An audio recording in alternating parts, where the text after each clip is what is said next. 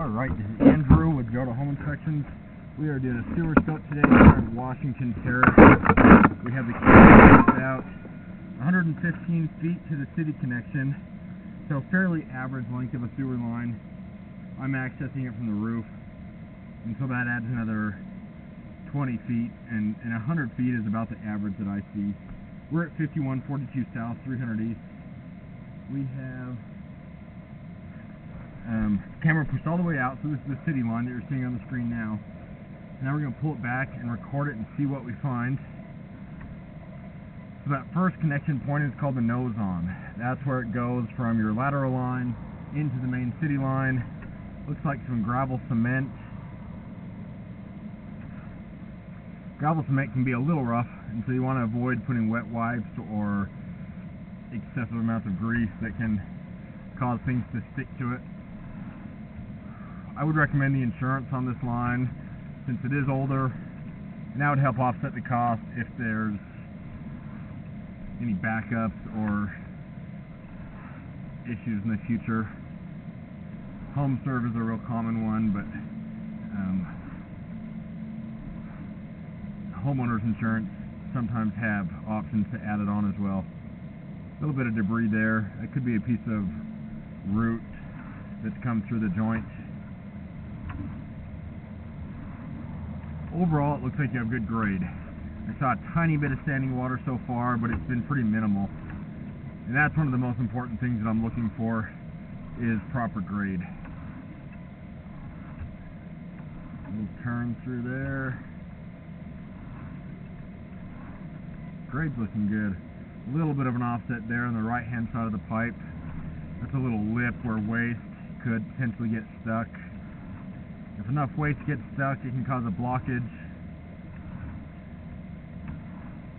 But that was a pretty minor to moderate one.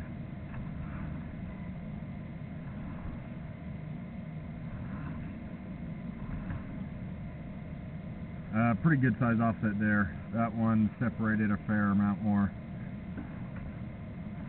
It's hard to predict if an offset will cause a backup or not. Some people never have issues with offsets, and then another family moves in and they immediately have issues.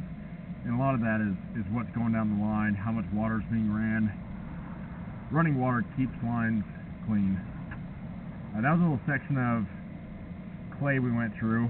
Now we're going through cast iron. This cast looks really rough. I would recommend getting this cleaned now and then having it evaluated again. I had a hard time getting my camera through all this. I had to run water and really work it through. There is some standing water, but that could be because of all the buildup.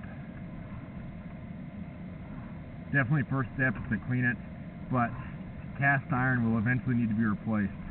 And so it's possible that you clean it and find out that it's even worse. You could clean it and find out that the bottom of the pipe has eroded away, or that it's so thin that it's starting to collapse.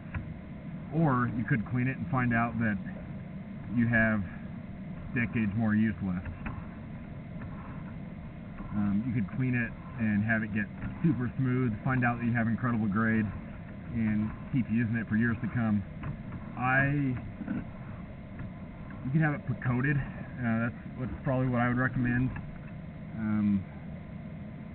Coat is a brand, but there's other tools that do a similar thing where it uses a chain to descale the line. If you call a drain company and just talk about descaling the cast iron, they'll make recommendations. Some people will hydrojet cast iron, which is it causes it to keep flaking and flaking. I don't think it does as good of a job as cutting it with a coat machine, but talk to a specialist and get their opinion. I'm going to end this recording now.